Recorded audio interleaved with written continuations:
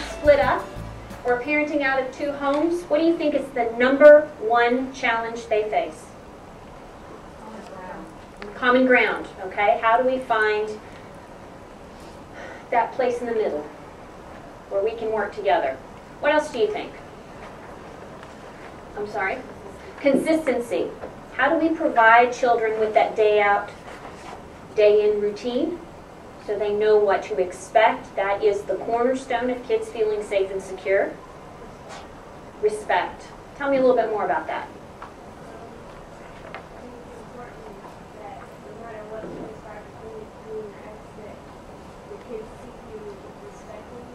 Because like you said, they see themselves as 50% of each person.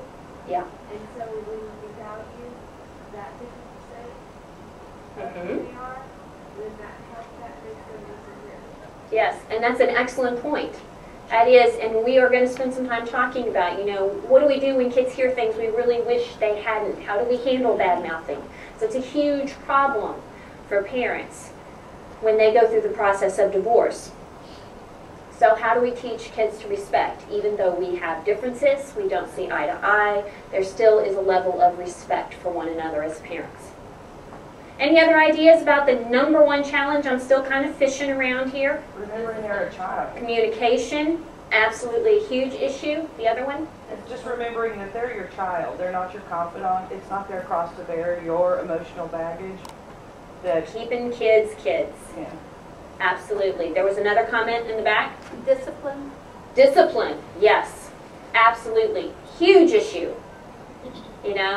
When the marriage starts coming apart, how do you agree on rules and structure?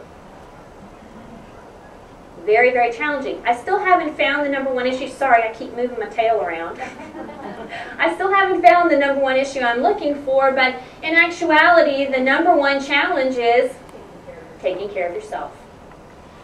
Now, when I ask parents this question, it's usually one of the last answers they come up with, if we come up with it at all.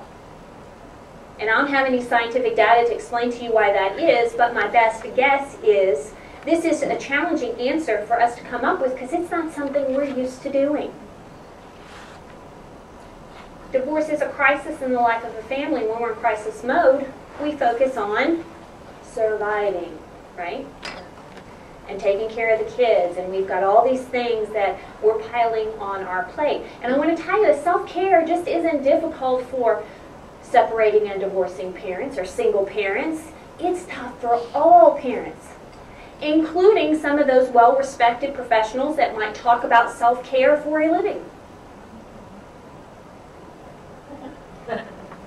When I was writing Parenting Apart, I was juggling an awful lot. I was managing a coaching practice. I was pouring out all of my best thoughts over the computer day in and day out. I was consulting on a national initiative with an organization in the UK and developing a parenting program for them. And I had all this going on, but you know what? I was absolutely certain of one thing. I was not going to compromise being the absolute best mom I could be. Wasn't going to give up my role as mom. So when the soccer coach of my daughter's team said, "Who's going to bring snacks for the last game?" guess who was the first one to shoot up their hand and go, "Oh, I will." Yeah, I didn't have enough to do. And let me tell you, I wasn't just going to bring any snack because it was the last game. I was going to bring Frito pies. And not just any Frito pies. I was going to bring homemade chili Frito pies. Yeah, how glutton for punishment was I? So, basking in my togetherness, oh yes, I can write a book and make Frito pies. I whip up my chili, I have my little individual Frito pie bags, I have an assortment of drinks because everybody can't have the same drink. I've got my little napkins, and I am so smart because I saved my kids' wagon. So I packed everything in the wagon. I'm going to put it in the trunk. Well, of course, it fit perfectly because I'm just that good, And so I set it all in, and we're on time, and we are moving, and I am just basking in my togetherness. And I triumphantly grab the trunk and slam it down, only to realize that my keys were in the trunk. That's okay. No worries. Not going to panic. Not going to panic over this one, not at all. You know what?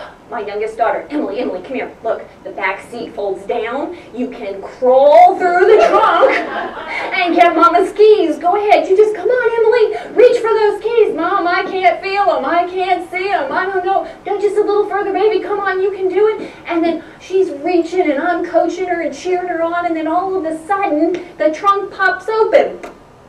And I went, Emily, that's wonderful. That's amazing. And how did you do that? She goes, I don't know what I did, Mom.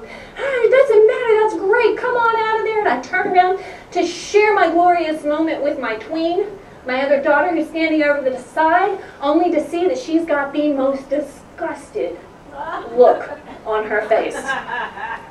You know, it's that kind of look that you get when you're dancing in the grocery aisle to a really creepy song, and they're standing close by. Going, we don't know you. Yeah, exactly. And she's like, Mom, did you happen to forget that there's a trunk latch right next to the driver's seat? Yeah. Maybe. Maybe. None of us are immune to stress. It's a part of life. But what we do about it is what makes the difference. And this is especially true when we're talking about parenting. We're not at our parenting best when stress takes over. And when you're talking about divorce and separation, parenting out of two homes, what do you think the stress level might be? You betcha. And so along with it, so does self-care. Needs to go up as well. What happens when stress takes over? Well, as our level of stress increases, our capacity to parent kids diminishes. We are not as emotionally available, physically available. We're more irritable and cranky and more impulsive in our parenting. We lack that consistency that we talked about earlier.